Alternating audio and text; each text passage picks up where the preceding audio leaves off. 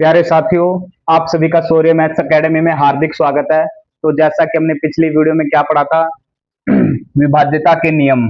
हमने पिछली वीडियो में क्या कहते हैं, 2, 4 और 8 इन तीन संख्याओं के विभाज्यता यानी डिविजिबिलिटी रूल के बारे में पढ़ा था। तो आज जो है हम 3 व 9 इन संख्याओं का जो विभाज्यता का नियम है उसके बारे में पढ़ेंगे। तो आप सबसे पहले क्या कहते हैं, 3। ठीक है, 3 3 का विभाज्य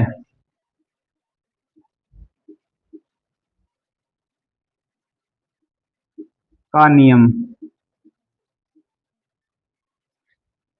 3 का जो विभाज्यता का नियम है वो क्या कहता है, दी गई सभी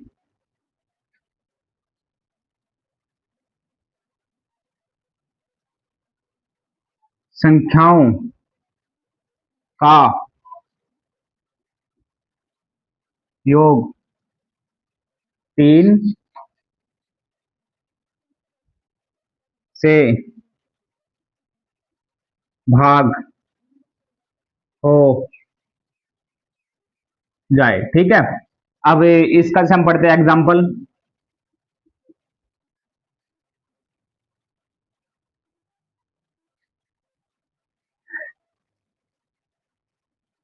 अब जो ये संख्या जो दी हुई है, ये संख्या क्या दी हुई है, 32,571। ठीक है, ये जो संख्या है, अब हमें देखना है कि 3 से भाग जाते कि नहीं जाते हैं। अब हम क्या पढ़ेंगे कि 3 का पारा पढ़ेंगे, 3 एकम 3, फिर एक क्या इतना बचा है, कैसे कैसे बढ़ा। हमें खाली क्या करना है, दी गई सभी संख्याओं का योग 3 से भाग हो जाए। ठीक है, तो ये संख्याओं का योग बोला नहीं, 3 जमा 2 जमा 5 जमा 7 जमा 1, इनका योग कितना आ जाएगा। तो ठीक है, 5 5 दूनी 10, 18। अब जो 18 है ये 3 से भाग हो रहा है।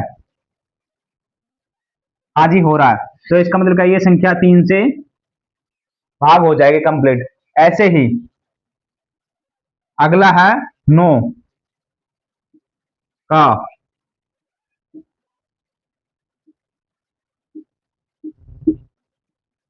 विभाज्यता का नियम।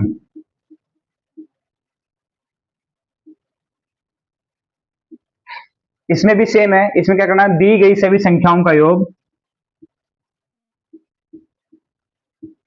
दी गई सभी संख्याओं का योग 9 से भाग हो जाए, भाग हो जाए। अब वही यही संख्या ले लेते हैं एग्जाम्पल के तौर पे। क्या लेते हैं कि संख्या कहते हैं हमारे पास 32,571। ठीक है, अब योग पूछा इनका, तो वही क्या करेंगे हम इसको, 3 जमा 2 जमा 5 जमा 7 जमा 1, इनका योग कितना आ रहा, 18। ये 9 से पूरा पूरा भाग चला जा रहा। हाँ, तो ये संख्या क्या, ये भी इससे पूरी पूरी भाग हो जाएगी। ठीक है, तो देखो आज हमने इस वीडियो में क्या कहते हैं, 3 में 9 का पूछ लिया, यानी जो दी गई संख्याएं होती है उनके प्रत्येक अंक का योग जो आता है, उस संख्या को अगर 3 व 9 भाग कर दे कंप्लीट, तो वो संख्या है जो दी गई संख्या 3 व 9 से पूरी पूरी भाग हो जाएगी। ठीक है, अब ऐसे ही हम अगली वीडियो में क्या कहते हैं, 5, 11 व 6 का रूल पढ़ेंगे। ठीक है प्यारे साथियों, जैसा कि हमने पिछली वीडियो में हमने क्या क्या रूल पढ़ लिया है, 2 का पढ़ लिया, 3 का पढ़ लिया, 4 का, और क्या कहते हैं 8 का और 9 का। अब हमारे पास कौन कौन सी संख्याएं बच गई हैं। हमारे पास जो संख्याएं बची है वो कौन सी बची है, एक तो 5 बच गई है, एक 6 बच गई है और एक 11। ठीक है, अब हम जो इस संख्या में हम क्या पढ़ेंगे, 5 का। ठीक है, 5 का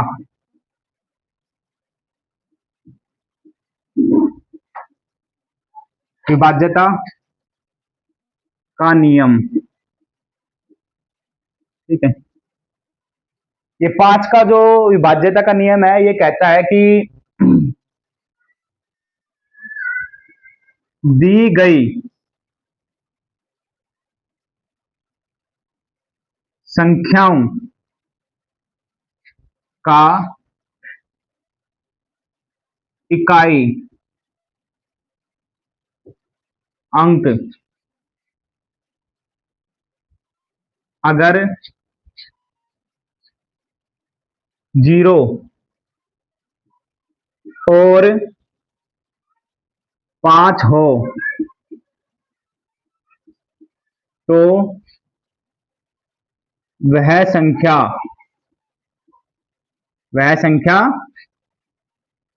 5 से पूर्णतः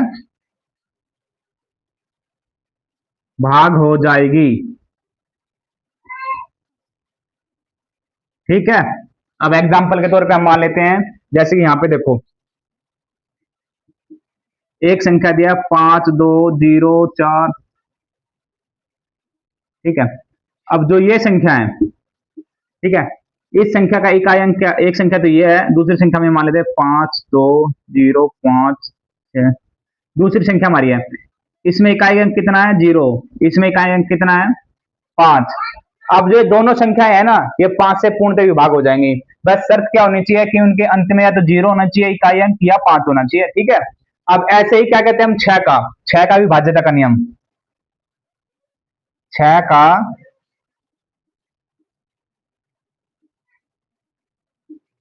विभाज्यता का नियम। अब इसका नियम क्या कहता है, दी गई संख्या अगर 2 और 3 से पूर्णतः भाग हो जाए तो वह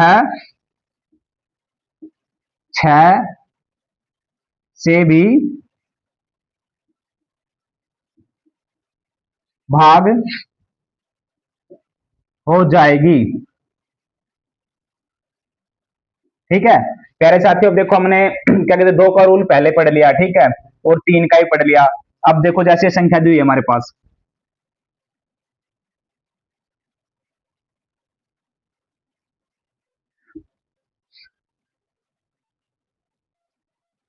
अब हमारे पास ये संख्या दी हुई है एग्जांपल के तौर पर। ठीक है। अब हमने 2 का रूल क्या पढ़ा कि इकाई अंक क्या होना चाहिए 2 से भाग, जैसे 2 हो, 4 हो, 6 हो, 8 हो या 0 हो। ठीक है। इकाई अंक अगर इनमें से कोई दो इकाई अंक 4 है, यहाँ पे 4 है, तो ये संख्या क्या हो जाए 2 से पूर्णतः भाग हो जाएगी। ठीक है। ऐसी अब 3 की बारी आती है। 3 का क्या, इनके संख्यों जो अंक दिए इनका योग, यानी योग कितना 5 और 4 9। ये जो 9 है ये 3 से कंप्लीट भाग हो जा रहा है। ठीक है। तो कहने का मतलब ये है भाई 2 3 का रूल हमने पहले पढ़ लिया है। अब 6 का रूल सिंपल है, जो दी गई संख्या अगर 2 3 से भाग हो तो क्या कहते हैं वो 6 से ही भाग हो जाएगी। ठीक है। अब एक स्पेशल नियम बताओ 11 का बिल्कुल आसान है, इसको हर कोई कर सकता है, बस आपको थोड़ा कंसंट्रेशन व ध्यान बनाए रखना, हमारे चैनल पे जुड़ा रहना। ठीक है।